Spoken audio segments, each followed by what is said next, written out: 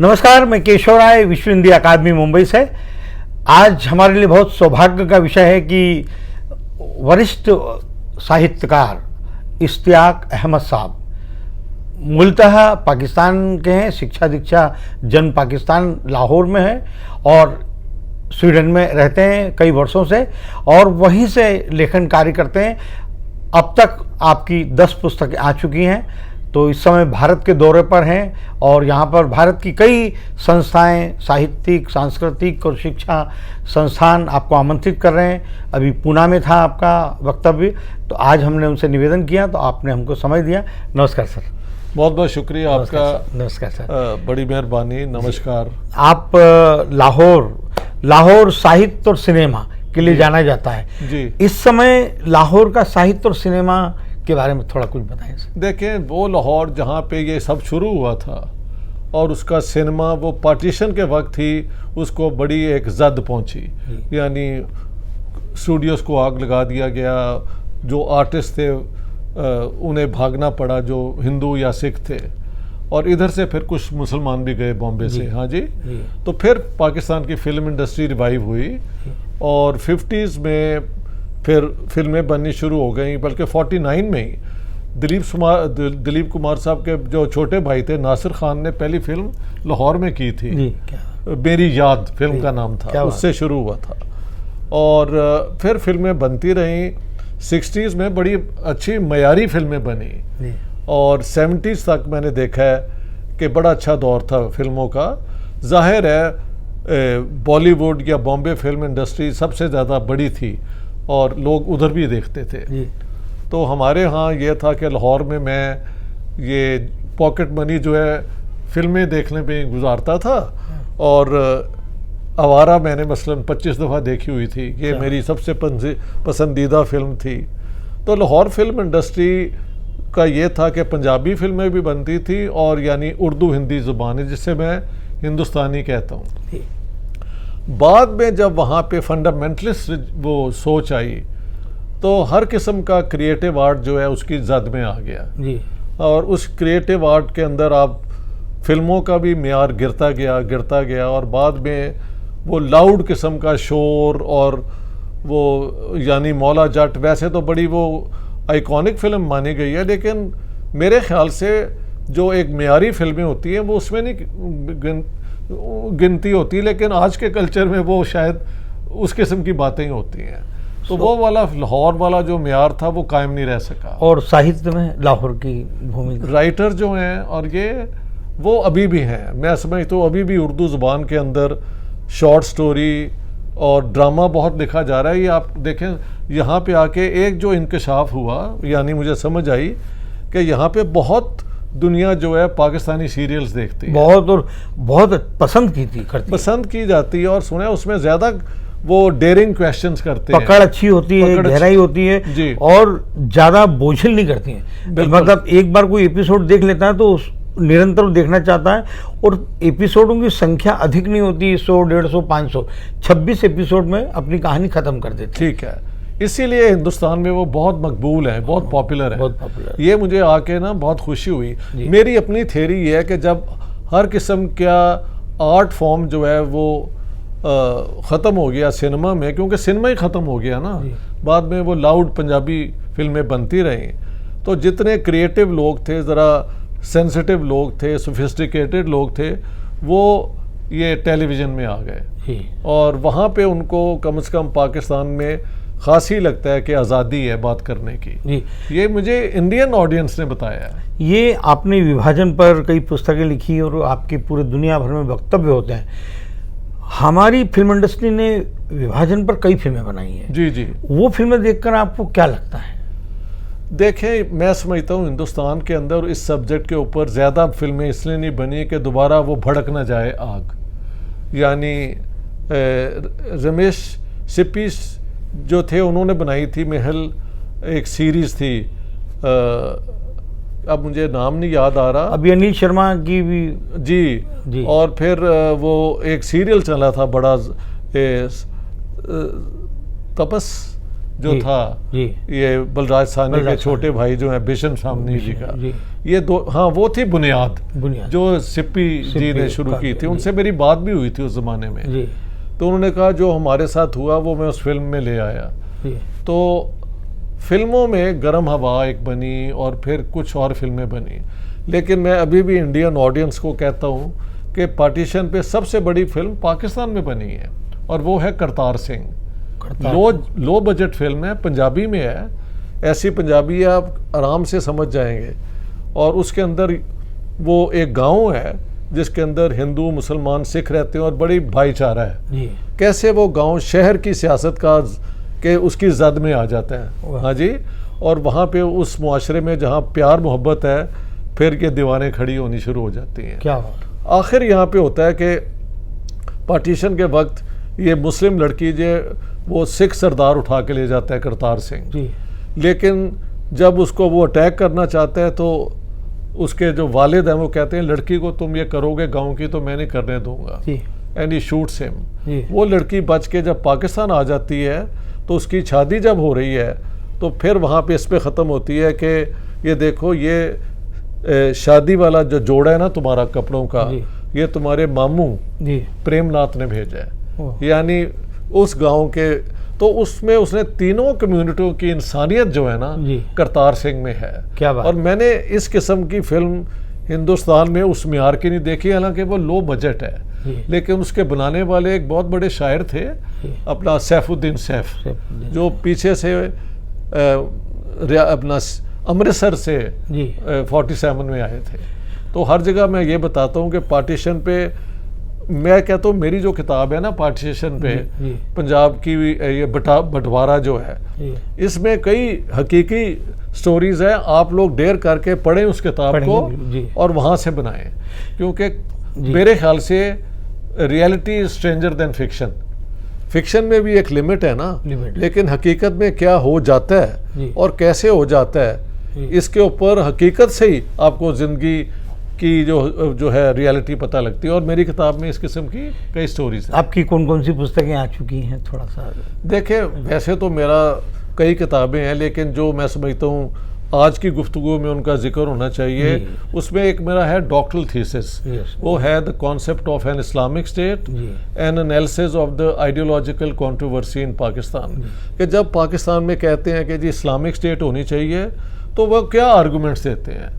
तो उसमें एक आर्गूमेंट होती है कि किसी कानून की ज़रूरत नहीं है क्योंकि सारा कुछ दे दिया गया है, और एक आखिर में जो दूसरी तरफ है वो कहते हैं कि इस्लाम में तो पूरी खुली छुट्टी है, जैसी स्टेट आप बनाना चाहें। तो मैंने कहा कि आप इस्लाम को जिस तरह चाहें इस्तेमाल कर लें, जमहूरियत के हक़ में, डेमोक्रेसी के, या एक टोटल जहाँ पे ह्यूमन विल की ज़रूरत ही कोई नहीं। उसके अलावा मेरी जो सबसे बड़ी किताब मैं समझता हूँ वो है पंजाब के बंटवारे पे, the Punjab bloodied partition and cleansed. Punjab bloodied March में जब हमले शुरू हो गए, पार्टीशन जब माउंटबेटन आए और उन्होंने पार्टीशन अनाउंस की, और क्लेंस जब दोनों तरफ से पंजाब के, इधर से हमारी तरफ से हिंदू और सिख भगा दिए गए या मार दिए गए, और उधर से मुसलमान ईस्ट पंजाब से निकाल दिए गए। ये मेरा सबसे बड़ा काम वो है।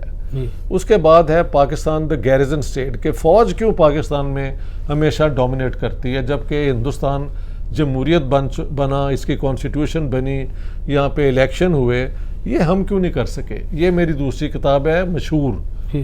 तीसरी किताब जिसकी वजह से अब हिंदुस्तान में और पाकिस्तान में मैं हो के आया हूँ, मुझे इतनी वो अटेंशन दी जा रही है, वो है Jinnah his successes failures and role in history, कि मोहम्मद अली जिन्ना ने क्या सियासत की और उस सियासत के नतीजे क्या निकले, और तारीख़ में जिन्ना साहब ने जो किया उसको हम कहाँ प्लेस करते हैं। ये किताब पाकिस्तान में भी बहुत मकबूल हुई और हिंदुस्तान में भी आप जैसे साथी भी जो हैं उन सब को उस किताब के हवाले से मेरे साथ बात करने का भी ना एक शौक़ पैदा हुआ। क्या बात। तो ये 3 किताबें हैं, और एक किताब जो मेरी लेटेस्ट है वो है pre partition Punjab's contribution to Indian cinema.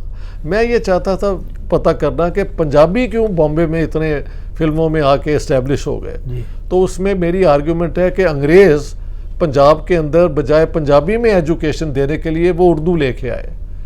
तो क्योंकि बॉलीवुड की ज़ुबान उर्दू यानी हिंदी बनी, तो पंजाब वाले लोगों को एक चांस था कि वहाँ से बॉम्बे में भी आके अपनी किस्मत आजमाएं, और वो यहाँ बहुत कामयाब हुए। क्या बात। तो ये इस तरह है। उर्दू तो बहुत मीठी ज़बान है, और आज जो शेर और शायरी को लेकर जो युवा पीढ़ी उर्दू सीख रही है जी, उर्दू और हिंदी जी, दोनों बहनें ही हैं। बिल्कुल। तो आपका नज़रिया क्या है उर्दू और हिंदी को लेकर? नहीं, मैं तो कहता हूँ ये एक ज़ुबान है हिंदुस्तानी। हिंदुस्तान इसकी जब स्क्रिप्ट्स दो हो जाती हैं तो स्क्रिप्ट्स के अंदर फिर जो राइटर हैं हिंदी में ज़्यादा संस्कृत लव अल्फाज के ले आते हैं, हाँ जी, और हमारी तरफ ज़्यादा फिर वो अरबिक या पर्शियन आ जाती है। लेकिन बोलने वाली जो ज़ुबान हम चारों की है जी, हम सारी रात बैठ के तो बात कर सकते हैं, क्योंकि हमारी ज़ुबान हम चारों की जो है ना वो हिंदुस्तानी है। जी, जी, तो इसका जो रिटन फॉर्म है वो है उर्दू और स्क्रिप्ट, जी, बोलने वाला फॉर्म तो वही है।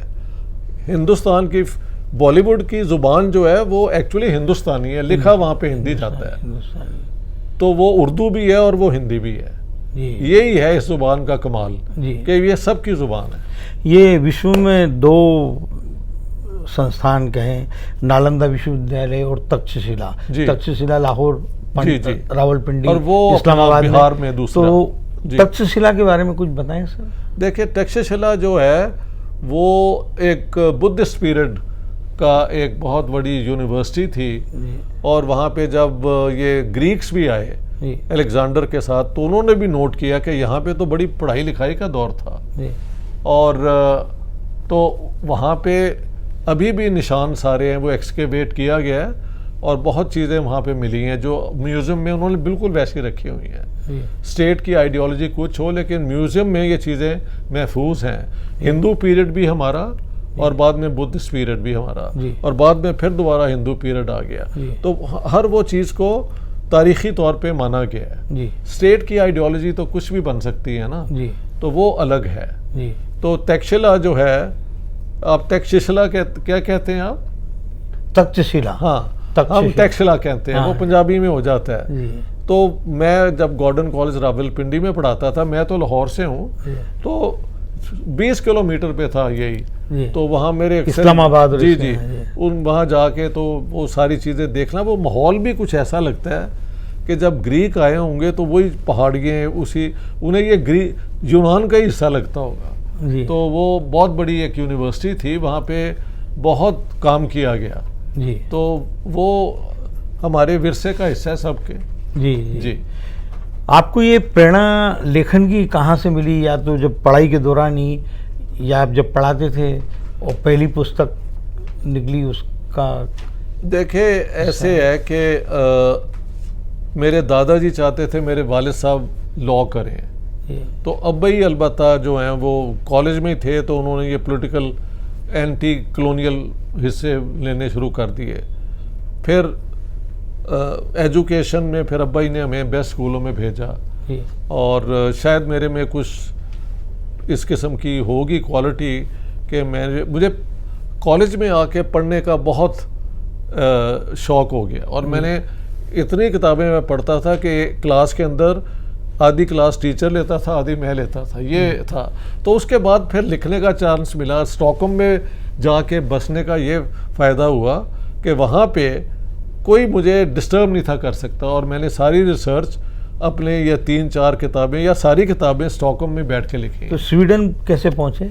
मेरे बड़े भाई वहाँ पे थे, अच्छा। तो मैं आगे पढ़ना चाहता था, तो फिर मैं वहाँ चला गया, जी। और वहाँ ही फिर नौकरी भी मिल गई, वहाँ ही प्रोफेसर भी बने, पीएचडी भी की, तो बस ज़िंदगी वहाँ पे। एक लेखक अपने शहर से या प्रदेश से, देश से जब बाहर दूसरे देश में जाता है, तो वो लेखन उसकी मिट्टी और उसका शहर जी। कितना उसके साथ रहता है लेखन में, क्योंकि फिर वो विश्व स्तर की नज़रिया हो जाता है लेखक का। तो वो शहर, ये हर इंसान के अपने, मैं तो कहता हूँ कि मेरी सबसे बड़ी पहली गर्लफ्रेंड जो थी जी। वो लाहौर थी, जी। और उसने मुझे कभी दगा नहीं दिया। अच्छा, तो मैं इसलिए लाहौर के बार बार उसका दर्शन करने आ जाता हूँ। अरे वाह। तो जब मैं लाहौर का दर्शन करने आता हूँ तो पूरा हिंदुस्तान का दर्शन हो जाता है, पाकिस्तान का हो जाता है। जी, जी, जी, तो मैं भी लॉयल हूँ उसी के लिए। क्या बात। ये प्यार हमारा आज तक चल रहा है। ठीक है। अच्छा, अमीर खुसरो को कभी पढ़ाया या उनके बारे में आपने कुछ लिखा? क्योंकि हाँ, जो मैं जानता हूँ कि अमीर खुसरो से शुरू होती है हमारी जो गंगा जमुना की सिविलाइजेशन का पहला निशान। जी। और वो तुर्किश जुबान, उज़्बेक शायद थे वो, उनकी ओरिजिन।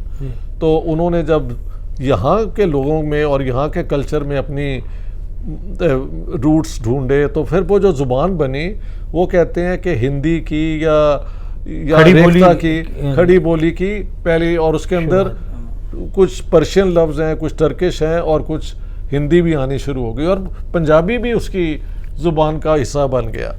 तो ये है ना, एक कल्चर का एक, जब लोग इकट्ठे रहते हैं तो एक नया कल्चर हमेशा बनता है। तो अमीर खुसरो उसी का हिस्सा है। ये हमारे साहित्य को जो नई पीढ़ी है जी, कितना उसको विकास कर रही है या भूलती जा रही है, क्या नयापन लगता है आपको आज के युवा साहित्यकारों में? देखें, आजकल की बॉलीवुड फिल्में जो मैं देखता हूँ, पाकिस्तान में तो कोई ऐसी ख़ास फिल्में एक दो नाम की बनती हैं, उसके अंदर ना कोई प्लॉट होती है, ना कोई एक, पहले होता था सोशल मैसेज। राज कपूर साहब की फिल्म हो, B.R. चोपड़ा जी की, किसी की भी हो, वो एक सोशल समाज को दुरुस्त करने के लिए भी एक मैसेज होता था। हर वो चीज़ जो यहाँ पे हम समझते थे गलत है, उस पर बात होती थी, उस पर रोशनी डाली जाती थी और एक रोशन ख्याली दी जाती थी। अब ये सारा वो जो है ना, वो क्या कहते हैं, कॉरपोरेट सेक्टर का हिस्सा बन गया है। तो उसमें जितने भी ये राइटर्स हैं, वो पता नहीं किस तरह अपने आप को, आज जब जाके मैं बात कर रहा हूँ स्क्रीन राइटर से बॉलीवुड के, तो तब पता लगेगा कि क्या वजह है कि सारे स्टैंडर्ड जो हैं वो डाउन जा रहे हैं। जी। तो नए युवा, नए लेखकों में आप किसी को पढ़ते हैं या नहीं? मेरे पास तो अब अपनी रिसर्च ही है। मैंने साहिर लुधियानवी को अपना सबसे बड़ा इंस्पिरेशन समझा और अपने बड़े बेटे का नाम भी साहिर उनकी याद में रखा है। तो वो भी मैं समझता हूँ पार्टीशन के जितने लोगों ने उस ज़माने में शायरी की, साहिर की जो नज़म है ना, मुफाहमत, वो आप दोबारा पढ़ें। वो पार्टीशन का जो जहर है उसके ऊपर सबसे बड़ी क्रिटिसिज्म वो पोएम है, मुफाहमत। देश नहीं, आज दुनिया भर में लिटरेचर फेस्टिवल्स होते हैं। जी जी, आपका भी आना जाना खूब होता होगा जी। लिटरेचर फेस्टिवल्स का कुछ अनुभव बताएं सर आप। देखिए, लिटरेचर फेस्टिवल में ये होता है, अब तक नहीं यहाँ का मुझे नहीं पता, मुझे जयपुर वो जो मैं भी जाता हूँ उसमें, बुलाया था, लेकिन वो कोविड की वजह से नहीं हुआ, तो फिर वो वेबिनार हुआ। अच्छा, तो वो बड़ा हाई स्टैंडर्ड है आपका। मैं भी साहब उसमें भी। और वो फिर अपना देहरादून में होता है वैल्यू ऑफ वर्ड्स वाले, वो भी बहुत हाई स्टैंडर्ड है। और विदेशों में सर? हाँ जी, विदेशों में, फॉरेन में वो होते रहते होंगे। हमारे वहाँ गौतनबर्ग में होता है जी, स्टॉकहोम का, स्वीडन का दूसरा बड़ा शहर, वहाँ पे होता है। हर जगह पे होते हैं लिटरेरी फेस्टिवल। पोइट्स आते हैं, राइटर्स आते हैं, अपना कलाम दिखाते हैं। कराची में होता है, लाहौर में होता है जी। तो जहाँ पे लोग लिखने वाले होंगे, इस किस्म के फेस्टिवल होना चाहिए। और मैं समझता हूँ हिंदुस्तान और पाकिस्तान के लोगों को दोनों तरफ से उसमें पार्टिसिपेट करना चाहिए, और हमारी हुकूमतों को समझाना चाहिए कि आप अपनी हुकूमत करते रहें, लेकिन राइटर्स को, इंटेलेक्चुअल्स को प्लीज़ मिलने दें, क्योंकि वो ही आने वाले वक्त के लिए एक बेहतर समाज बना सकते हैं। ये अंतिम सवाल है कि आज का जो युवा लेखक है जी, वो लिखने के साथ साथ मार्केटिंग शुरू कर देता है। हाँ जी, तो कुछ ही दिनों में जब उसकी पुस्तक आती है तो बेस्ट सेलर में आ जाती है। ठीक है। हमारे जो सीनियर राइटर्स हैं जी, या लेखक साहित्य का, वो शायद मार्केटिंग में, मार्केटिंग इवेंट या ब्रांड बनाने में इतना शायद उस और उनका ध्यान नहीं जाता है, लेकिन आज की युवा पीढ़ी ये सब काम में ध्यान रखती है। अब इनके मतलब युवा पीढ़ी बता सकती है, मैंने तो कभी अपनी मार्केटिंग नहीं की, लेकिन अगर आपकी किताब में दम हो तो मार्केट आपकी तरफ आप ही आ जाती है। मेरी तीनों किताबें जो हैं एस्टेब्लिश विदाउट माय एफर्ट हुई हैं। तो काम के अंदर अगर जोर है ना, दम है, तो वो इसके बगैर भी गुजारा हो जाता है। क्या बात है। ठीक है जी। जी, आने वाले दिनों में कोई फिल्म वगैरह लिखने का या संवाद या आपकी नहीं, अभी तो मैं अभी वापस जाके थोड़ा रेस्ट करना चाहता हूँ। फिर मेरी एक किताब मेरी ज़हन में है कि हिंदुस्तान और पाकिस्तान का जो मैंने दौरा किया है, जो मेरे एक्सपीरियंसेस हैं, उन सब पे एक किताब होनी चाहिए। ठीक है, बड़ी मेहरबानी, बहुत बहुत शुक्रिया।